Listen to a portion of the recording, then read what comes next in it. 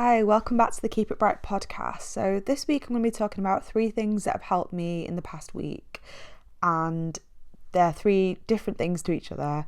One's kind of about getting over breakups, relationships, moving forward.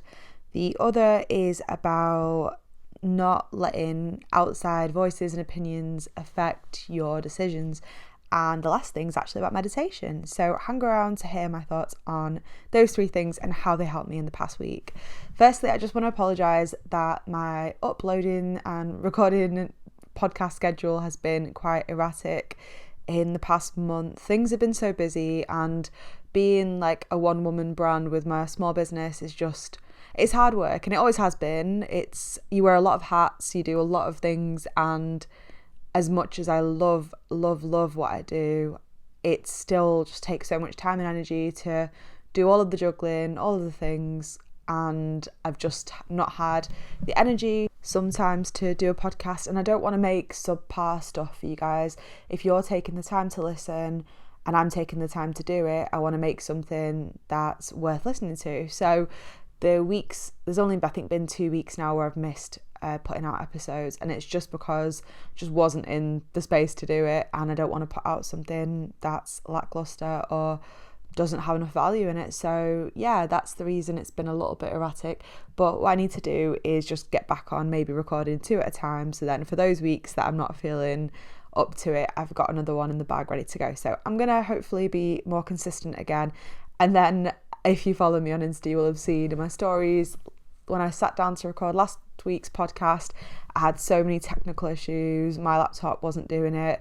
Recorded it on my husband's laptop and literally recorded the whole thing, went to start editing it, and the whole thing was glitches like every couple of seconds. It was just so frustrating. And then I had no choice because it just wouldn't fix on that laptop, and then I've had to completely upgrade my laptop and all this stuff to be able to record again. So yeah, had some technical issues, had some energy issues, but I'm here, I'm back, and thank you for tuning in today. I hope this finds you well, and I hope everything's going nicely for you.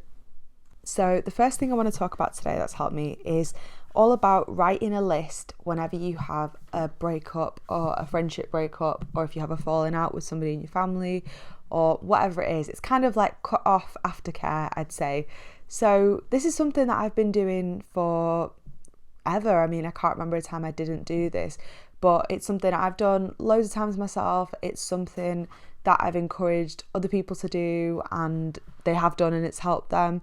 And it's just something I've not really seen many people talk about or anything. I don't know why I started doing it. I think it just kind of made sense to me, but I've not really seen anybody post about it in my online spaces or anything. So it's something I thought I'd share because it helped me again in the past couple of weeks, and I wanted to kind of recommend it in case it's something you struggle with.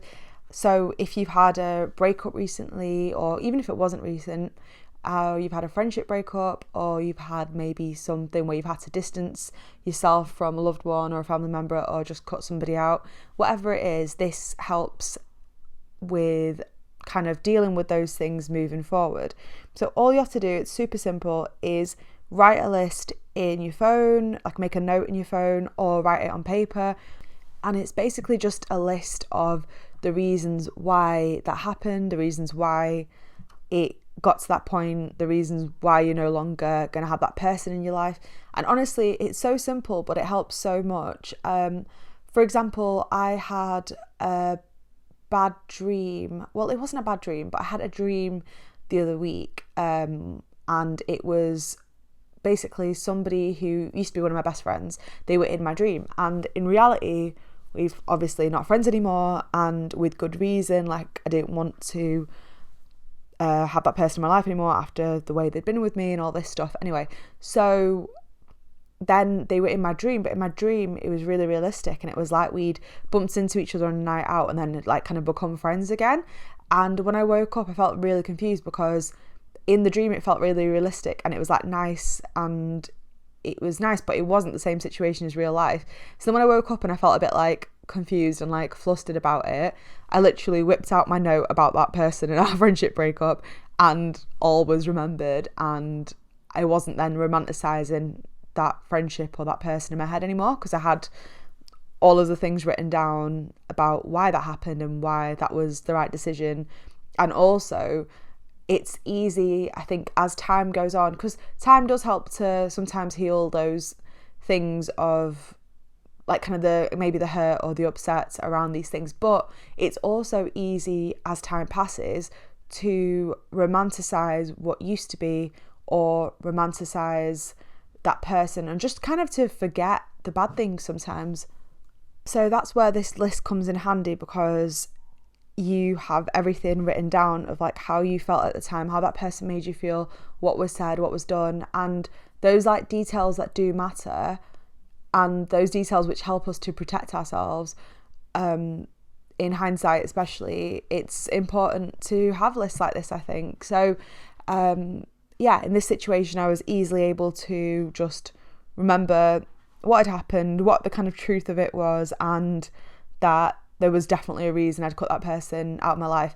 And it can help, because I know there's always these like funny memes about like, oh, when I get drunk and like reach out to your ex or whatever, all that kind of stuff, like drunk texting my ex at 3 a.m. and all that stuff, like just can't relate for one. But I do understand that what it's like to sometimes miss somebody you've cut off, or care about how they're doing and want to reach out, but then knowing that that's not the right decision for you, because it would just invite that kind of shit back into your life. So these lists are really helpful for that kind of thing. I actually had another incident I just remembered a few weeks ago, where basically another ex-friend was kind of trying to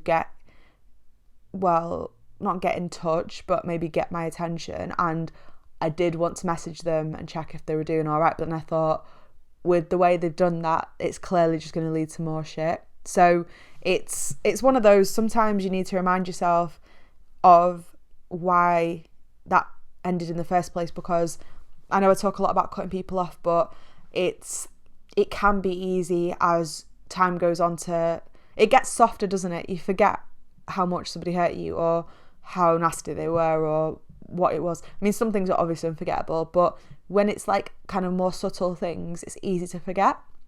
And obviously when you've had a long relationship or a long friendship, it's so easy to remember all of the good things. But sometimes those relationships just aren't what they used to be anymore, and you can't invite that person back into your life, because it will just lead to more of the same shit. So that ended it, because it obviously ended for a reason. I mean, friendships that end and for whatever happened, they don't just end out of the blue. Same with relationships, they don't just end. So there's no smoke without fire. So writing a list is kind of a good reminder to yourself that this is the reasons why, this is what happened. And then as your head kind of ever gets cloudy or muddled about it, it's a great way to just remind yourself, oh, this is what happened, these are the reasons, this is how I felt at the time. So I really would recommend doing that. And it also works for when people are trying to like twist certain versions of events, because I also know what this is like when someone's trying to like make you out to be the bad guy, and they will twist the story to other people to look like you're the bad guy. And I know that sucks. I know it sucks. But unfortunately, there's not much you can do about someone else's version of events and how they tell it, apart from, I guess, speak upon it about your own if you want to. But if you can't, or you don't want to go down that route, then you just have to know that people who know you and know your character will not misunderstand you, and will probably realise that someone's trying to twist it. And you kind of have to just let go of the fact that some people will always believe that person. It's shit, but what can you do? But yeah, having a note like this also helps for times when someone is kind of trying to twist it, and it might like gaslight you or make you feel like you don't remember it right, or that maybe you got it mixed up, but when they're clearly just lying. So again, having a note like this to reflect back on will help to kind of remind you of what the true version of events was for you. And obviously there's always, two sides to a story, and I know no one is the villain in their own head. Everyone's the bloody good guy in their own head a lot of the time. But I do think some things are unforgivable. I do think some things, there's a clear villain in the story. Some things people are making bad or cruel or mean choices, and I think there's definitely a truth to some of these matters, or a good and bad to some of these matters, even if people aren't just like good or bad. So yeah, before anyone pulls up that, I understand that it's not always black and white, but sometimes it is. Okay, so that's point number 1. Make lists for those breakups. It is useful to have, and better to have it and not need it, but yeah, might as well just jot your thoughts down. Doesn't have to be like an essay, but even just making bullet points, or like a pros and cons list is also really useful. So especially for breakups, pro and con lists, I've made a lot of people write those, and it really helps to actually physically see. If you write like the pros of the relationship and the cons of the relationship, when you actually write them down and you see that con list be so much longer than the pro list, then you can visibly see that there's a problem, because it's easy to romanticize, easy to gloss over the shit, easy to just be like, oh, but they're not all bad. But when you actually write down like the good things that make you feel, and then all the bad things that make you feel, or the good things they've done, the bad things they've done, it usually does outweigh, the bad usually outweighs it if it's in this situation of like a breakup or someone you need to break up with. This is also a useful thing to do if you're thinking about breaking up with somebody or ending a friendship or relationship. It's a useful thing to do just to weigh up the pros and cons, because obviously no relationship is like 100% perfect or without its bits of shit, but it's, if the bad outweighs the good, then that's definitely got you've got to move on from that, and you've got to do better by yourself, because they clearly aren't doing. So yeah, that's my thoughts on that. So the second thing that I've been thinking about, and that's kind of been on my mind this week, is that it's so important to listen to your own like inner voice and trust your gut and your instincts. I know this isn't super easy for everyone to do, depending on obviously if you've got any kind of like conditions or like mental health stuff that prevents you from like trusting your inner voice, or if you maybe struggle with like intrusive thoughts and things like that. I know it's not easy for everyone to do, but generally speaking, I just had some thoughts on that kind of topic. So somebody really close to me in the past couple of weeks has been wanting to leave their job and hand their notice in and move on from the job they've been at for quite a few years, because it's just not right for them any longer. And every time they've like brought up their concerns and the things they need to change, like nothing's done about it. So they've given the company they work for plenty of like notice in a way of like things that need to be changed, and nothing happens. And it's they've had plenty of chance to do something better about these situations they've put this person in. Anyway, then they finally decided, and it was a big decision for them, they didn't take it lightly, and they finally decided to hand the notice in. And I was just like so surprised by everybody else's reactions. I was like 100,000% supportive of their decision, and I know it's the right decision for them, and I know they'll figure out whatever they need to do next. And I just know it, given how they've been feeling working at this place, I know that any kind of fresh start would be better for them, because sometimes when you work at a certain place for a long time, then they do kind of take you for granted or don't appreciate what they've got and all of that. And obviously once they've said they're going to leave, they've been pulling out every single offer from the bag of like, right, we'll do this to make it better. And it's like, well, where was that when it mattered? Not when someone's been driven to this point. And I guess it's similar with relationships and stuff. Like if someone tries to come back when you're like, no, we're breaking up, with the, oh, I'll be better, all this, they could have been better anyway. Do you know what I mean? They could have made the effort when it mattered, not when you've been driven to the point of already having enough. Anyway, so it's been really strange for me. I mean, obviously I'm self-employed. I've been self-employed like nearly all my life at this point, and it's strange for me to see how like toxic the responses and behaviours have been from like the other colleagues or the bosses regarding their decision to leave. It's been really strange how they've literally been trying to talk them out of it, tell them they're going to make a mistake, just being so just so selfish, I guess, just being so selfish. Because if they really asked themselves if it was for the best of the employee's interest, then obviously it's not at all, because they're overworked, they're stressed out, it's just ridiculous.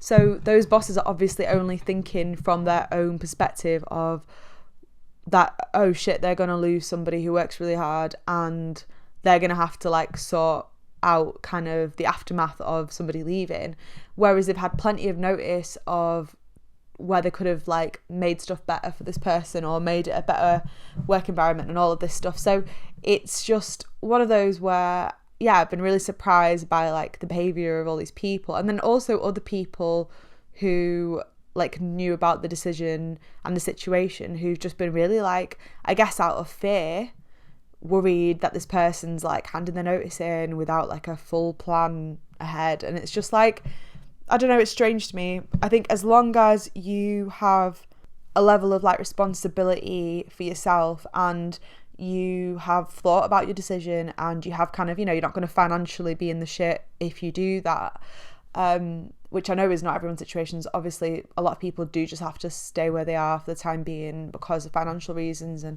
things like that. But if you're in a position where you can just start getting interviews for other jobs, or get, you know, start looking for other jobs, or have, if you are in a position to have some time out even, like I would definitely recommend doing that if you can financially afford to do that, or if you're in a position where you can move back home or whatever you need to do.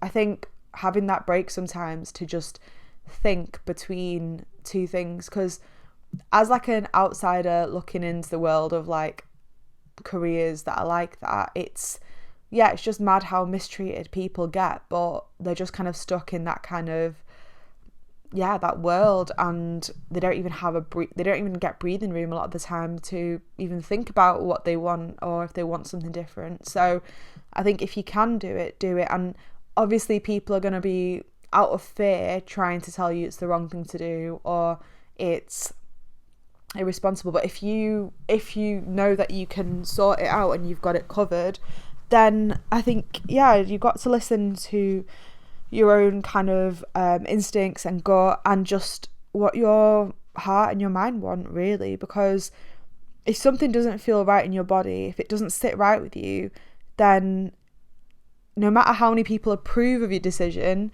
it's not going to sit right with you still. And the same way, if something doesn't sit right in your body, people telling you to stick it out is just, you're still going to feel shit. It's got to sit right with you, and that only comes from listening to what your heart, your mind, or soul is telling you to do. So just wanted to say, listen to yourself, and what makes you feel less anxious, what makes you feel like more optimistic and hopeful, and just go with that thing.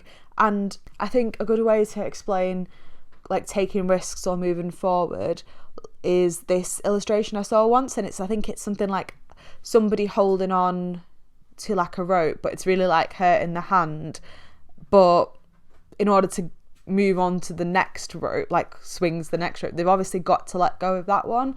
And in a similar vein to that, it's like if you're holding on to something, you can't hold something else, so you've got to let go of that first thing to have space, or to have the capacity to hold on to anything else. So obviously change is scary, you know, no one really likes change, and it can be daunting and overwhelming, but it's so important, because if nothing changes, right? So you've got to take those risks and those leaps at some point, because like nothing else will ever change. So if you're not happy, nothing can change if you don't make any changes. So sometimes you've got to just take that risk, and usually you'll be glad you did. And if you're not, I'm sure you can probably get a job back similar to the one you were doing before, or maybe your old company will even take you back. But it's about, if something's not working for you anymore, you don't have to try and force it to work. Or if you've given something a chance and it's not, then you can just move on to something else. Like, you deserve a fresh start if you need one, and you deserve to be respected. And you know, work is such a big part of our lives. It's like it's something we do most days of our life. So obviously not everyone's gonna 100% love their jobs, and all jobs have shit parts to them pretty much, but it shouldn't be where it's affecting your health, your mental health, your physical health. and you kind of dread going in or having to do the work. Like, it's just not a good state to live in, that kind of anxious dread state. So listen to your own instincts, and also don't give too much weight to outside opinions. I remember when I was starting Keep It Bright, like I started Keep It Bright when I was in school still, like obviously as a hobby and just like a thing I was doing. But then once I went to college for like 6 months and then I decided to leave, every single person in my life was trying to talk me out of that decision. Like, not one person was like, oh yeah, you're doing the right thing. But I knew in myself, back then, even 17-year-old me knew in myself that I could give my full time and attention to it and do something with it if I actually did that. And I mean, I have done. So my story and my examples, a good example of that, that I only needed to believe in me. And like I said, if you've got children, if you've got financial responsibility, obviously it's a whole different situation. 17-year-old me didn't have anything really anyway, so I had nothing to lose. But as I've gotten older, I've had so much more and more financial responsibility and stress, and obviously I'm in a totally different position now. I have to make money and, you know, look after my family and keep a roof over our heads and all of that stuff. So it's like, if you can do it, do it. And especially if you've got less responsibilities and it's not that much of a gamble, like, do it. Just, you don't want to wonder what if. But also, self-belief can get you so far. It has for me, and it can for you. So yeah, don't let too many outside voices in, because a lot of the time those voices are rooted in like fear, selfishness. Like, they don't always have your best interests at heart. And this situation in the past week really reminded me of that, because I just thought, wow, like, it's so transparent and it's so see-through, like what they're all trying to gain or what they're afraid of or whatever. They're not asked at all about the person's well-being the same way I was asked about the person's well-being, and I was like fully behind their decisions. So yeah, like, think about who has your best interests at heart and follow your own instincts and gut, because it's there for a reason and it's there to guide you. So definitely give it a good listen when you're making decisions. Think about how it feels, not just how it looks on paper, how it looks to others, but how it makes you feel. You might be getting like promoted to like a really well-paid role, but if you're stressed about that responsibility, or you don't feel ready to take that on, then that's not really a promotion, is it? It's a promotion on paper, but if it like downgrades the quality of your life to be taking on a more responsible role, then what's the point? Like, it's not worth the extra few grand, is it, if you're going to be like doubly stressed or something? So yeah, don't always listen to the outside world's opinions on those things. Just like follow what your heart says and believe that you can be happier somewhere else. Like, the grass isn't always greener, but if the grass you're currently standing on has turned into like a shitty pile of mud, then yes, there is greener grass out there and you deserve that. So the last thing I wanted to talk about today is meditation. So meditation is not something I've ever really done much of up until the past few weeks, which is why I've never really talked about it, even though obviously meditation is like such a huge thing in like the well-being space. I only really talk on stuff I know or do or practice myself, so that's why I've never really talked about it. So I had only ever done maybe a couple of like guided meditations in my life, like ever, and it's just something I hadn't really made the time or thought that I had the headspace for, because like many of you, when I think of meditation, I imagine someone like in a really peaceful surrounding, like it's all quiet, it's peaceful, not a thought in their head, they're nice and calm, it's like, you know, all the poses, all that shit. Like, I imagined it to be something that is like reserved for perfect times of quiet and tranquility and all of that. And I was wrong, because I think it's about the practice of finding that peace within any chaos or within any day. And basically, I went to a hotel a few weeks ago, and I think it was last month I went to a hotel, and they had this little meditation shed thing that they were like, it was like a new thing because it had like a spa and stuff, and it was like basically just a shed with some like Himalayan salt in, but they were playing a guided meditation for like half an hour, and it was really, really cool. Like, I thought, wow, this is really like helped me to be present and get out of my head as well. Like, it was really cool anyway. So that kind of set it off, and I thought, oh, this is cool. Like, yeah, I see why people do this. And me and my partner both felt a lot of clarity after we'd been in there. And I thought, right, this is cool. This is something we should do more often. Just have these like moments to breathe and like focus on our breathing, focus on our bodies, all that stuff. Then my two kind of online friends, Koshaw and Vex King, you've probably heard of Vex King, as he writes all kinds of great positive stuff. Like, you will have seen him on Instagram. I've probably reposted his quotes before, and he's written the book Good Vibes, Good Life, which I think a lot of you probably have too if you follow me. And Koshaw, you might know from YouTube. I've followed her for like, God, so long. Like, the whole time she's been on YouTube. She's like a makeup and beauty and lifestyle blogger. Anyway, so they're two absolute huns who I follow, and they're also a married couple. So yeah, I love them. And they've just started a new venture, which is like a free meditation kind of, I guess, service and Instagram. So the Instagram's called The Rising Circle.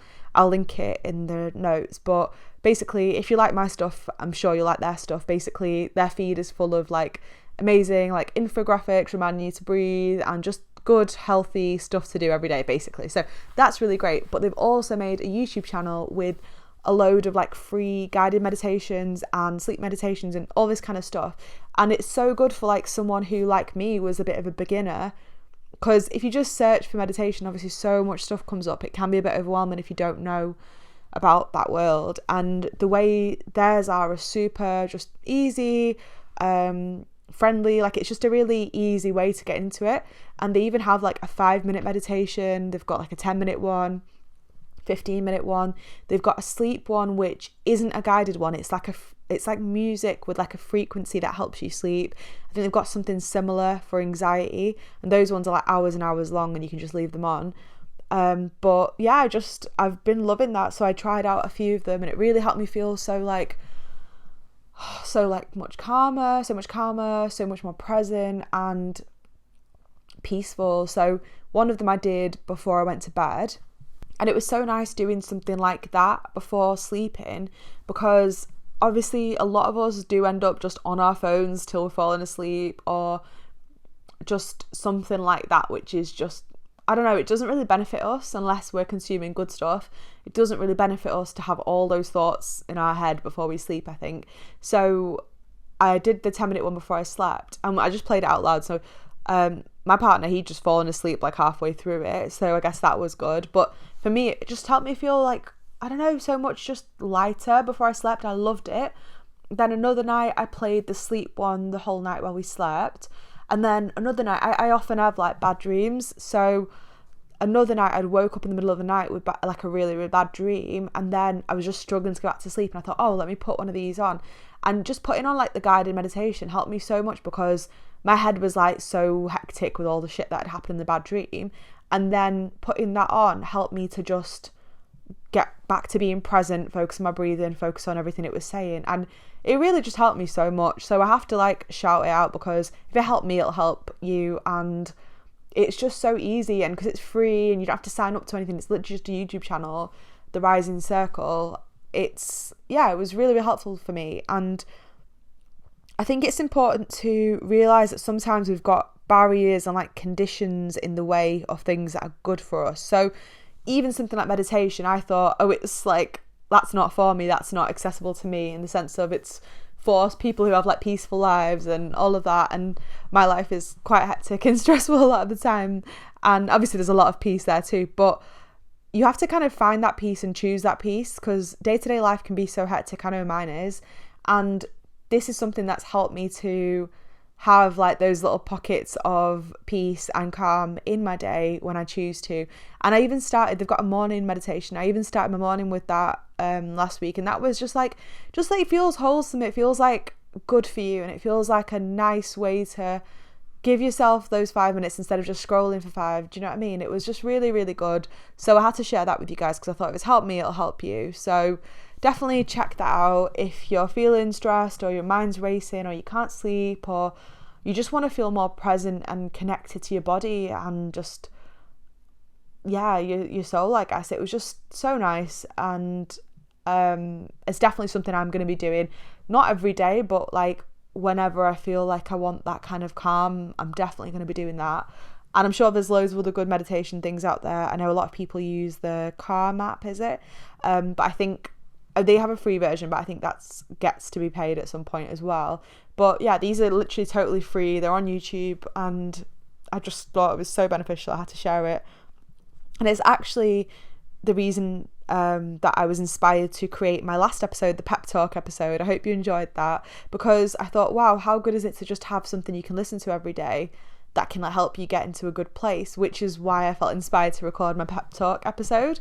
So I hope that you guys enjoy that and you find value in it, and I thought it would be good to have something I can give to you like that, which you can just listen to for 8 minutes every day, or whenever you need a little boost or some reassurance that you're doing good and everything's going to be fine. So yeah, it's just good times really, and I think that it's something that everyone can benefit from, because even people I know who aren't into any kind of spirituality or any kind of maybe well-being practices or anything, I know that a lot of them have found kind of calm and peace they didn't think they would during those kind of guided meditations. So it's worth a go. You've got nothing to lose giving it a go anyway, especially since they're only like 5 and 10 minutes long. It's not like you've got to sit there for half an hour. So yeah, definitely recommend.